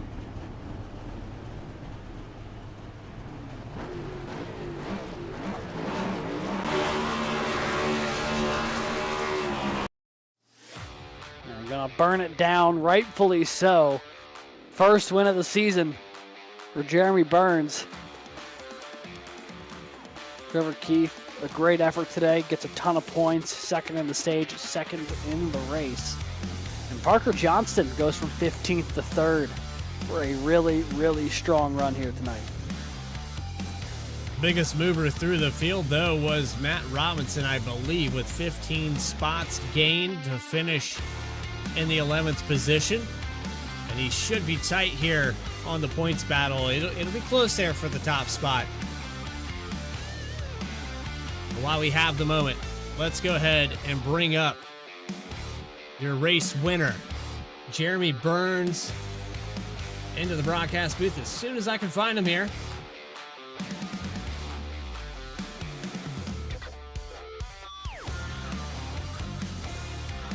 Somebody's moved him somewhere. I can't find him. Let's see here. Jeremy Burns victorious here today. It's no surprise you dominated the road courses last season. Well, here you are again doing the same thing. You got the trifecta, pole award, most laps. I didn't even know what you would call that. You got all of the all of the attributes that you could get in a race here today. Just run us through how that went. Yeah, no, I mean, the strategy allowed for us to do that. It was one of those things where you had to stop at the stage and then save under caution, but you were right there on the limit of being able to make it on one stop. And I mean, it all started with qualifying. Not getting an X was crucial. And I just feel for Carter, man. He was starting there on the front row and got disconnected. So feel for him, but you know, going through turn 1, just had to clear it, execute to the stage, have a flawless pit stop because everybody's going to be competitive on pit road. And then once again, getting out of turn 1 and just kind of setting the pace and running nice smooth laps and, you know, not getting overzealous, not trying to always push it, but just knowing situational awareness and managing lap traffic. And, you know, that was kind of the overall equation for success tonight. Well, you go back to that restart where we had the mandatory caution with the stage. Trevor Keith got to your inside, and you know you got you out here on the racetrack. But to be fair, Trevor Keith was definitely another one of those competitors that, had you not been here tonight, he would have probably won this race. Yeah, no, and you know, all the credit to him. You know, you kind of have the three monsters, right? You have myself, Carter Lenz and Trevor Keith, who have put in a lot of work, and I know everybody in the league has been putting in a bunch of work. I've been hosting some practices with some drivers, not just for my team, but league wide. So a lot of these guys have been putting in a lot of work in the off season, and in turn, I had to put in more work as well. So I think that that's kind of the whole goal of the league, is to make everybody better. And I've tried everything that I can to help anybody out that has been willing to reach out. And it's just been one of those things where fortunately it went my way tonight, but a couple things go wrong, and these guys are right behind me and ready to capitalize. So huge shout out to them, huge shout out to the rest of the league. They've been putting in a bunch of work, and it keeps me honest, right? And I don't go into any one of these not nervous, right? Because there's so much unknown and so much that can go wrong. So it just makes it feel that much better when everything goes right. Pre-race jitters, I still get them to this day, even when I'm doing a broadcast. So, Jeremy, I completely understand that. But you got a hat on here. Well, you got to go ahead and shout out anybody that put this car in victory lane here today. Yeah, Metroplex Trade Walls, they came onto the hood, and, they signed on as the primary for this year. So I'm really happy to get them in victory lane for the first time. Huge shout out to them and everything that they do to support me and everybody in the league as well. I love seeing these sponsors come to the league, and it's kind of great to have those guys join in and, be in victory lane tonight. But other than that, my mom and dad, Josie, Dylan, Coach P, Sonny, my grandma, Miss Betsy, Julie, Derek, Caroline, Shannon, Belinda, Betty, Colleen, the usual suspects, Element X, and Performance. Old Michael Bennett was putting on a show there, and he came back and had a really good performance. So huge shout out to him. Enginuity Power Systems, Chapman Environmental Services, Buttkicker, Coastal Financial, Ultimate Exterior Light, Erhardt Homes, All About Bugs, the sponsors of the league. They're what make the show run. So huge shout out to them, and huge shout out to you guys up here at V-Speed. Y'all do a phenomenal job, and I can't wait to go back and see exactly how this unfolded. I knew that there was a lot of chaos there, so huge shout out to them and the admins and the other drivers of the league as well. Without them, you wouldn't have the product that we have today. So huge shout out to them and all the other supporters of the league. Huge shout out to them, and we'll take it next week and try to go get some redemption at Phoenix. The due diligence here from Jeremy Burns to name every single sponsor and every single viewer. He definitely puts in the effort every single week, and it shows here tonight at COTA. Appreciate your time, Jeremy. Yes, sir. Appreciate it. And with that, we're going to take a quick commercial break. We're going to round up your final race results here from COTA. You are watching the Chapman Environmental Services Cup Series presented by Racing Revolution and the Recharge Rally Circuit of the Americas, live on V-Speed. More coverage will continue right after this. Chapman's been around for 32, almost 33 years. It's a great company. We've built it from 10 people not all that long ago to 32 people today. We continue to grow. We're hiring people all the time. If there's one thing that I could do, like before my time is up at Chapman, it is making sure that we built a company that will stand the test of time. And my goal as the current owner of the company, or one of the owners of the company, is to ensure that we can pass the ownership of the organization on to the next generation of people coming up the ranks today.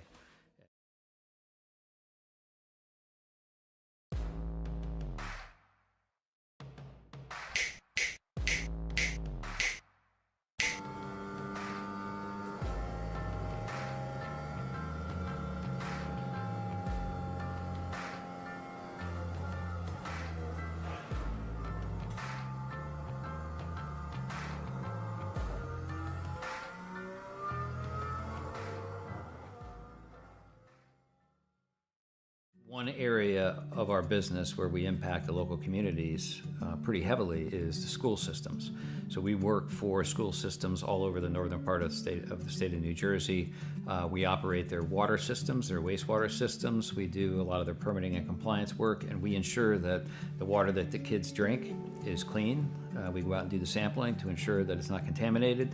And we also treat the wastewater that's being generated at a lot of these facilities as well before it gets discharged to the environment. So So we are supporting the local community through supporting the boards of education and the local school systems.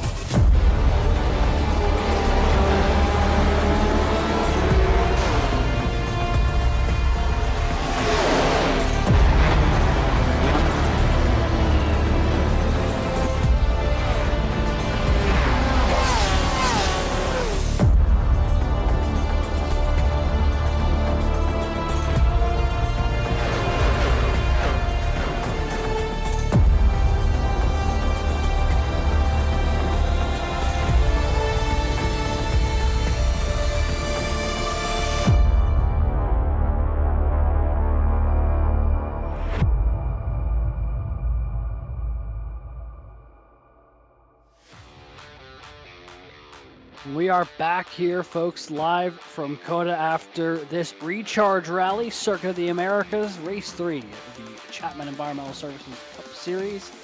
Phenomenal event we just saw. Obviously, Jeremy Burns was the man to beat tonight, and he was not going to be denied. We had some phenomenal action throughout the field through our one caution for the stage break. And that, I don't think, fully tells the tale. There was a lot of spins and crashes out here tonight, but with no full-course yellows. What are you going to do? Jeremy Burns picks up the win here tonight over Trevor Keith by 7.5 seconds. Parker Johnston will step on to the podium as well, going from 15th to 3rd. Justice Murphy finishing 4th here tonight. Travis Gilbert 5th. Dakota Floyd in a spirited battle with all the cars below him here in the top 10 will hold on to 6th place. Kevin Orlando Jr. will finish 7th, just ahead of Jackson McGeorge, Tyler Harrison, and Caleb Gilbert to round out the top 10. 11th spot for the most positions gained here tonight, Matt Robinson in the number 11. Grant Thorpe in 12th position with Kyle Stewart in 13th. Michael Bennett rallied back up here to 14th position. Well, that's two cars here that have matching numbers in their positions. Trevor Erhardt in 15th with Grant Turner in 16th. Alex Bourget Berube was leader in the points there in the Truck Series. He's had a rough start here to the Cup Series, 17th. Michael Reed in 18th. John Fike, 19th. And rounding out your top 20, the guy that had to rally back as well, Kyle Stewart and Justin Ritchie both have to pull their way back up for a top 20. 21st here tonight, Devin Hudgens. 22nd will be Nick Alves, the winner from Daytona 2 weeks ago. Christian Brosnock, 23rd. Michael Call, 24th, with Kyle Diaz being the first car one lap down in 25th. Daniel Holloway will finish 26th here tonight, just ahead of Al Likens. Joe Joya in 28th, just ahead of Dylan Picklesheimer and Morgan Cook, rounding out the top 30. 6 more cars to talk about. You talked about Lenz there back in 36th. He had a connection issue after starting up front. Chris Nail will round out 31st position. Then you have Christopher Schaefer, 32nd. Jacob Sirkovich, 33rd. Sam Taylor in 34th. James Loveland, one of our V-Speed representatives, 35th here tonight. He started out okay. Problems there for the O2. Not exactly sure what happened. And then Carter Lenz rounding out your field. But now we go trackside. We're going to go down pit road and find some of these drivers for post-race interviews. Alex Gagnon has caught up with your second place finisher, Trevor Keith. Hey there, Trevor. You got a copy? I got a copy. We are here down on pit road with TK, who finished second here tonight, second in the stage. Good points day for you. And circumstances were different, I mean, you would have absolutely dusted the field here tonight. Just the circumstance of running with the 9. Talk to us a little bit about your night and what gave you such an advantage over everyone in the field not named Jeremy Burns. Tough to keep pace with Burns. Give him his flowers. I mean, the man's just too good here, everywhere at road courses. Yeah, I got to give a shout out to Carter Lids. The man had internet issues at the beginning of the race. The dude would probably be talking to you right now instead of me. I'll be honest. I don't think I had pace for him either. Carter Lids is really close to Burns. Probably could have made this a lot closer race than I did. So I'll give him his flowers. But once Carter like that, I knew it was just stay mistake free. I kind of made a mistake on the first lap and didn't downshift to first into 1. Bennett got by me there, ran third for a little bit until he made his mistake. At that point, it was just being patient. Knew I couldn't catch Burns for the stage, and then tried to pressure him at the end of the stage, see if I could make him make a mistake. And then it was just kind of, don't make a mistake. At that point, it's a lot of times these days you just gotta settle down and be like, yeah, I'm a second place car today. And there's nothing wrong with it. Burns is just quick, and it takes a lot to even be 11 seconds behind him. So. Yeah, I'm about to say, it was a phenomenal effort because you were the only car really within 20 seconds of him for most of that one. And I mean, you were in the mix for a little bit of it. And to your point, the emphasis there in that second half of the race was just don't make a mistake. It seemed like you were executing really well. Is this a track that you enjoy driving, or is it simply you've got enough experience with road courses at this point where you can kind of settle in easier than maybe some other drivers in the field? I think the laps I put in on the road courses really help. I mean, we put in a ton of laps. Also got to shout out Parker, who finished third here. He's the affiliate teammate, right? And he put in a lot of laps with me. We went together and worked on a bunch of things. He drove from 15th to 3rd. So shout out to him. Just working with the teammates. I mean, I was trying to help my teammates get faster. And we have 3 of us in the top 5 of all the affiliates. So that's pretty cool. Yeah, just you got to put the laps down. It's tough. Got lucky with a snowstorm. Didn't work a couple days. We put in probably 200 something laps. That's what it takes. And it's still not even close to Burns yet. So maybe we need to put in 300. Maybe, but it certainly paid off in getting you some separation from the rest of the field here tonight. A very, very strong runner-up finish here tonight for you, TK. Anyone you'd like to shout out here on the podium finish? Yeah, we'll shout out KSX Racing Graphics. We got the blue chrome diamond out here today. Don't have any plans for any future paint schemes yet, but we will eventually. We had a bunch of paint schemes out there today: the 12, 48, 41, 11, 5, 21. The 53 wasn't here today, so not him. But yeah, shout out V-Speed. You guys do a phenomenal job. Can't wait to go back and watch this one. And we'll shout out Morgan Cook as always, because he's helped in a big way too. All right. Shout out Carter Lins. Keep your head up, Carter. Hopefully he watches this, because you were there, buddy. I know that sucks, but yeah, it's definitely a tough break for him, especially because it looked like he was going to be wicked fast through qualifying. Unfortunately, not the way it worked out for him, but for better or for worse, worked out for you, though, able to jump into that P2 spot. Trevor, thank you so much for jumping up here in the booth with us, and hope to talk to you again real soon. Hopefully next week. Hopefully. We will see you next week. See you guys. All righty. And that was second place finisher Trevor Keith, who finished in that number 15 machine P2. A little ways off from race winner Jeremy Burns, but well clear of the rest of the field. It was only, 7 seconds? That's not that bad. Yeah, I mean, in the grand scheme of things, one of the closer road course races we've probably seen here in the past year or so. Yeah, that's, if you can stay in the same zip code, if Jeremy Burns has a lap car hit him, Trevor Keith kept him honest. And what could have been with Linz, we talked about that quite a bit. But something else that's impressed me, 12 positions gained. As we get ready to talk to your third place finisher, it's Parker Tire Slayer Johnston that puts it up in the top 3. I got to say right here, the 48 car was not projected to finish in this top 5. You claw your way up here to the top 3. Where did this speed come from? Well, this week, Trevor Keefe and I spent hours and hours practicing, and he taught me a few things and might have taught him a few things as well. But basically just learning from TK where that speed came from. So a little bit of back and forth. You guys exchange ideas and maybe help each other get better at certain portions of this racetrack. But overall, we had a reconfiguration for what we ran last season to what we are running now with the West configuration, and even just relearning the racetrack. How do you go about approaching a practice like this? Sorry,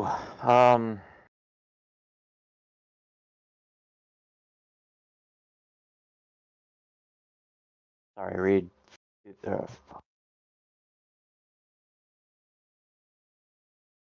We lost connection with you there, Parker. You still with us?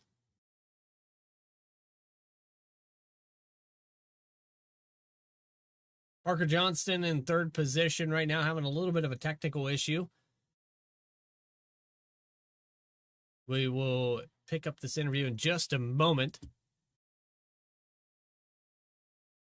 I think I still have connection. I think I'm good here. Alex, confirm? Yep, I can hear you. Hopefully you can hear me. We're still trying to see if we can patch through back to the Parker here. I think Parker just had a phone call. I want to say that he got a phone call. It was, well, let's go ahead and while we have the moment here, let's just go ahead and talk about next week. We're going to the desert, just like the Cup Series this Sunday, March 12th at 8:30 p.m. Eastern Time. You will see drivers in the reconfiguration of Phoenix Raceway, live here on V-Speed. The Chapman Environmental Services Cup Series presented by Racing Revolution, a track that I'm familiar with. I don't know about you, Alex, but I love this place. I love this place. I'm not great at driving it, but I have a ton of fun racing it, and I have a ton of fun calling races here. And I think we're gonna be in for a real show with the first, true oval of the season. I blow a lot of people's minds when I say how I drive this place, but you approach it like a mini Pocono. And you cut that dog leg, it's a little bit different through that tunnel portion of the turn. But a long sweeping 1 and 2. It is definitely a racetrack worth mentioning in its uniqueness. And that dog leg right after the start-finish line has shaped up a lot of passes. You come through 3 and 4, moving people out of the way. We've seen even 4 wide here on V-Speed for that final part of the circuit on green-white checkers. Tune in again at 8:30 p.m. here on V-Speed. We're going to try one more time here. Parker Johnston, do you have a copy with us? Whatever the case may be here for Parker Johnston, we do apologize. We're going to move him in and out one more time. We're going to put him in the infield care center and pull him back up. Parker Johnston, 3rd place finisher here today. Do you have a copy? With that, though, it seems like some technical issues. We do have some bad weather here in the Midwest. Not exactly sure where Johnston is from, but 40, 50 mile per hour winds. I think the wind outside right now is faster than the pace speed here tonight at COTA. I'd fully believe it. And that's something that if they ever decide to make COTA a perfect racetrack, one thing they'll do is bump that pace speed up to at least 60 miles an hour, because 45 is simply not enough. With that, we will say so long from COTA. You just watched another presentation. The Recharge Rally Circuit of the Americas and the Chapman Environmental Services Cup Series. For everybody that made this possible, Rob Rader, who wasn't here tonight, my colleague up in the booth, Alexander Gagnon. This is Bradley Cooper saying so long from Texas. We're going to travel west for next week. Until then, everyone, stay tracking. We'll see you next time.